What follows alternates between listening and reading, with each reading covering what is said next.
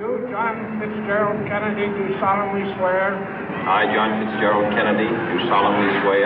That you will faithfully execute the office of President of the United States. That I will faithfully execute the office of President of the United States. And will, to the best of your ability. And will, to the best of my ability. Preserve, protect, and defend the Constitution of the United States. Preserve, protect, and defend the Constitution of the United States. So help you God. So help me God.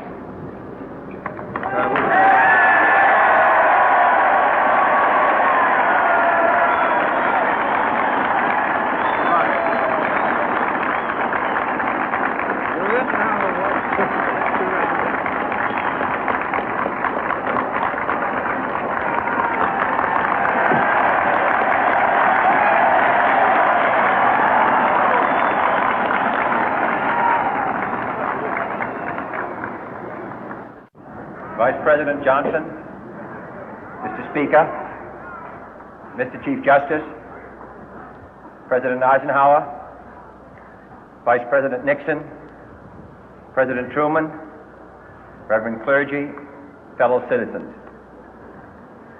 We observe today not a victory of party, but a celebration of freedom, symbolizing an end as well as a beginning, signifying renewal as well as change. For I have sworn before you and Almighty God the same solemn oath our forebears prescribed nearly a century and 3/4 ago. The world is very different now, for man holds in his mortal hands the power to abolish all forms of human poverty and all forms of human life. And yet the same revolutionary beliefs for which our forebears fought are still at issue around the globe. The belief that the rights of man come not from the generosity of the state, but from the hand of God. We dare not forget today that we are the heirs of that first revolution. Let the word go forth from this time and place to friend and foe alike that the torch has been passed to a new generation of Americans born in this century, tempered by war, disciplined by a hard and bitter peace, proud of our ancient heritage, and unwilling to witness or permit the slow undoing of those human rights to which this nation has always been committed and to which we are committed today at home and around the world.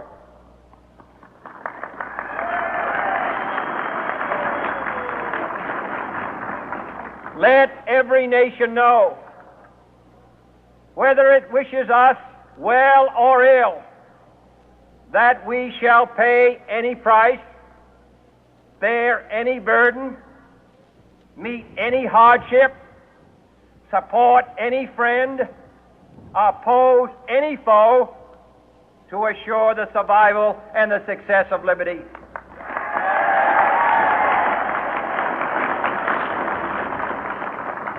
This much we pledge and more. To those old allies whose cultural and spiritual origins we share, we pledge the loyalty of faithful friends. United, there is little we cannot do in a host of cooperative ventures. Divided, there is little we can do, for we dare not meet a powerful challenge at odds and split asunder. To those new states whom we welcome to the ranks of the free, we pledge our word that one form of colonial control shall not have passed away merely to be replaced by a far more iron tyranny.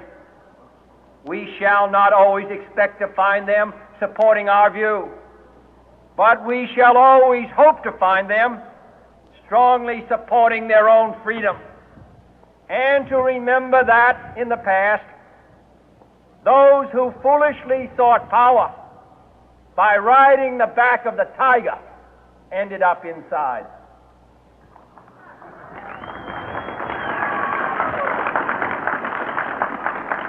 To those people in the huts and villages of half the globe struggling to break the bonds of mass misery, we pledge our best efforts to help them help themselves for whatever period is required, not because the communists may be doing it, not because we seek their votes, but because it is right.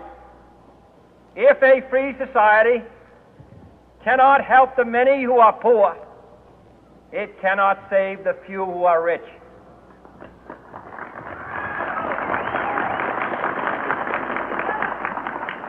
To our sister republics south of our border, we offer a special pledge to convert our good words into good deeds, in a new alliance for progress, to assist free men and free governments in casting off the chains of poverty. But this peaceful revolution of hope cannot become the prey of hostile powers. Let all our neighbors know that we shall join with them to oppose aggression or subversion anywhere in the Americas. And let every other power know that this hemisphere intends to remain the master of its own house.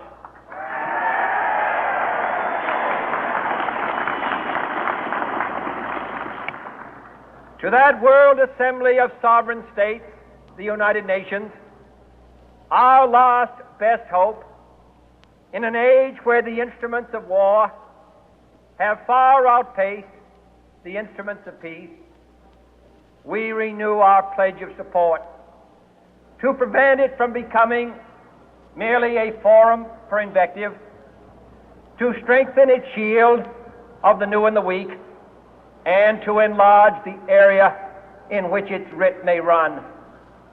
Finally, to those nations who would make themselves our adversary, we offer not a pledge, but a request that both sides begin anew the quest for peace. Before the dark powers of destruction, unleashed by science, engulf all humanity in planned or accidental self-destruction, we dare not tempt them with weakness, for only when our arms are sufficient beyond doubt can we be certain beyond doubt that they will never be employed.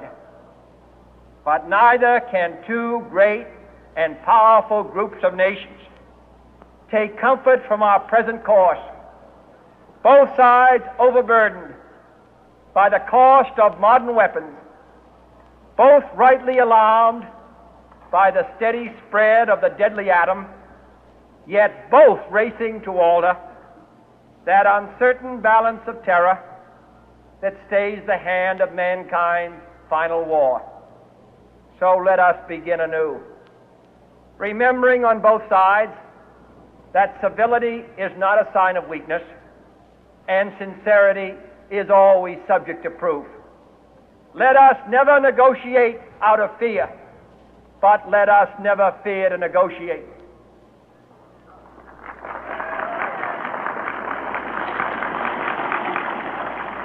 Let both sides explore what problems unite us, instead of belaboring those problems which divide us. Let both sides, for the first time, formulate serious and precise proposals for the inspection and control of arms, and bring the absolute power to destroy other nations under the absolute control of all nations.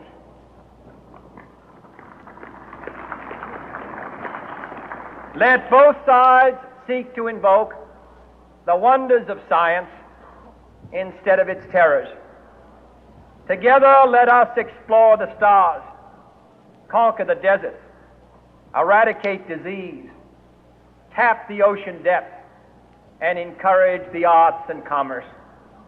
Let both sides unite to heed in all corners of the earth the command of Isaiah to undo the heavy burden and let the oppressed go free. And if a beachhead of cooperation may push back the jungle of suspicion, let both sides join in creating a new endeavor, not a new balance of power, but a new world of law, where the strong are just and the weak secure and the peace preserved.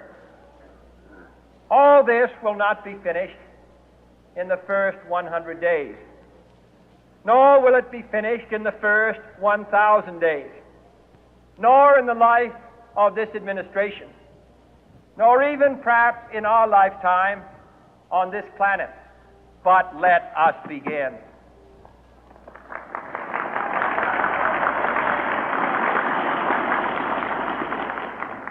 In your hands, my fellow citizens, more than mine, will rest the final success or failure of our course. Since this country was founded, each generation of Americans has been summoned to give testimony to its national loyalty. The graves of young Americans who answered the call to service surround the globe.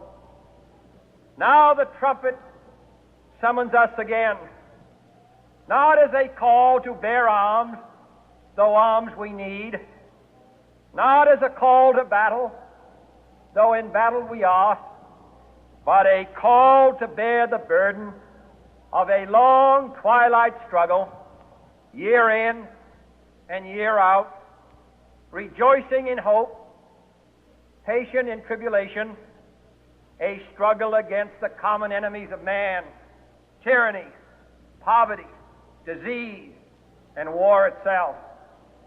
Can we forge against these enemies a grand and global alliance, north and south, east and west, that can assure a more fruitful life for all mankind? Will you join in that historic effort?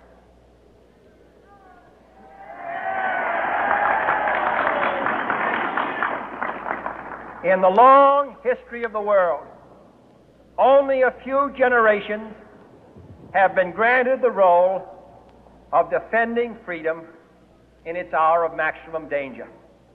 I do not shrink from this responsibility. I welcome it.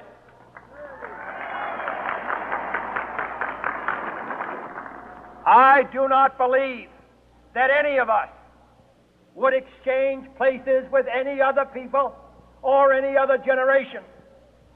The energy, the faith, the devotion which we bring to this endeavor will light our country and all who serve it.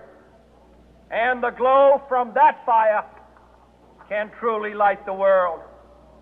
And so, my fellow Americans, ask not what your country can do for you. Ask what you can do for your country.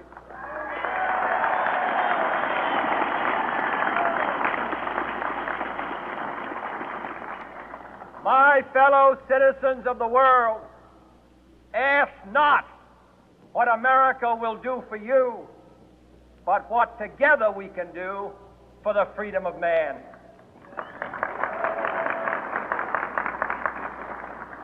Finally, whether you are citizens of America or citizens of the world, ask of us here the same high standards of strength and sacrifice which we ask of you.